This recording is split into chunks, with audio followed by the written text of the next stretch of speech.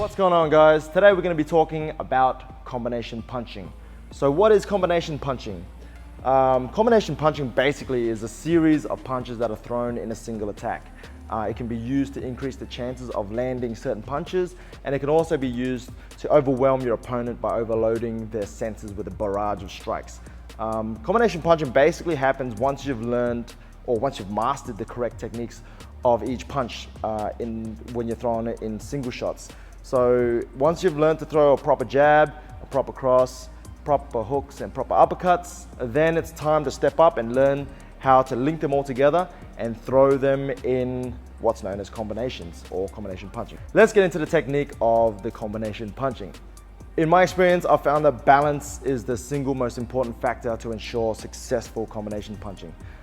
Paying proper attention to your body position for each punch will make sure you maximize your body mechanics in order to throw effective combos. So shifting your weight correctly and putting yourself in the right position to land the shots during the string of attacks will ensure that you're landing the shots that you're trying to land. So for example, if my combination that I decide to throw is the jab, cross, hook, okay? So in my fight stance, if I'm throwing my jab, cross, hook, as I throw my jab and I recoil my jab, I'm keeping my proper technique, but I'm linking that movement into throwing the cross. So I know with my jab, when I snap it out and I bring it back, I'm snapping my shoulder forward, my lead shoulder forward, and I'm bringing my lead shoulder back on recoil, right? Bring it back to its base position.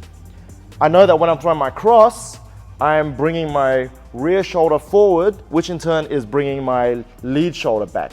So if I'm linking my jab and my cross together in a combination, as I recoil, my rear shoulder is naturally coming forward as I bring my lead shoulder back. So I link those movements together and create the one fluid motion. Jab, cross. So single shots look like this: jab, cross.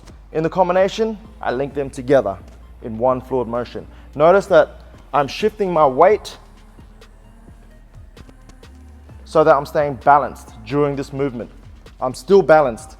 If I'm to add a hook to the end of this combination, the same thing goes. As I bring my rear shoulder back, it naturally brings my lead shoulder forward. We know that when we throw a lead hook, I'm pivoting on the ball of my foot, I'm snapping my hips, and I'm swinging my bent arm, bringing my lead shoulder forward. So in this movement, as I recoil with my cross, it's naturally bringing my lead shoulder forward. I can link that movement and start the movement of my hook by pivoting on the ball of my foot, snapping my lead shoulder forward and swinging my arm. So jab, cross, hook. In a fluid motion, it looks like this: jab, cross, hook. Notice that I'm balancing my weight. Once I've thrown my cross, my weight has shifted slightly to my front foot.